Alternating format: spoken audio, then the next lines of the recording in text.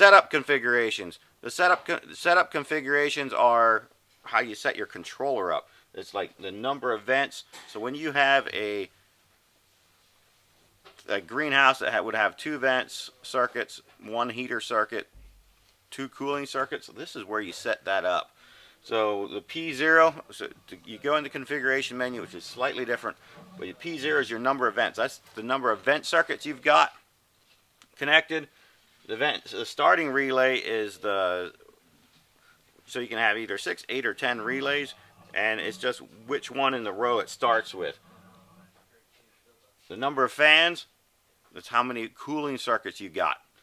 The starting relay is just in the sequence of relays, which is the first one for fans, because you got to run all of them consecutive. You can't have a vent, then a fan, then a vent. It's all the vents, then your next app, which, like, a fan is an app, vents are an app. So you got to have each app in its own little section. So we keep going down through here. We've got the heaters, number of heaters, the starting relay, the number of grow lights, the grow light starting relay, the number of light depth circuits, the light depth starting relay, which is a dehumidifier, because there's only one dehumidifier output, so you just select, if that's not 0, then the dehumidifier app is enabled. If you have more temperature sensors enabled, is the humidity sensor connected, Fahrenheit or Celsius. Here are the diffs enabled. If this is at 0, then there are no diffs. You put it to 1, you'll have option of having 1 diff time will show up in the menu. If you have two diff times for each app will show up. And so on down through here. There's the 0 to 10 volts enabled, the calibration on the wind sensor, revert the controller to defaults P30. That will, like, wipe out all your settings. Don't do that unless you really know what you're doing, because it'll wipe out everything you put in.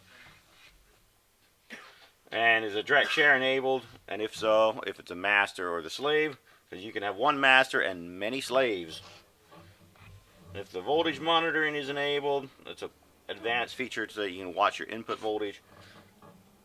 And the rain sensors, this is assigning the rain sensors to each vent. So every vent can have a rain sensor. You can have more. You can have 1 rain sensor and all the vents can look at it.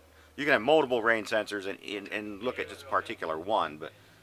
And high temperature shut off if you want the option to turn fans off when it gets hot. And per vent temperature. The temperature probes. You can have up to 3 probes, and you can assign per vent, heater, or fan. You can select which probe you want to use, or an average of the probes. So you can just select which probes. It makes it real easy to get an average. So if you want to run a couple probes, you can get an average or just a particular one. So you can make kind of custom zones. So that's the entirety of the configuration menu, and you use it to set up your controller to exactly the apps you have connected, because it's entirely reconfigurable. So it's an advanced thing. You only reconfigure it more or less once when you get started. So now you should understand how to configure your controller.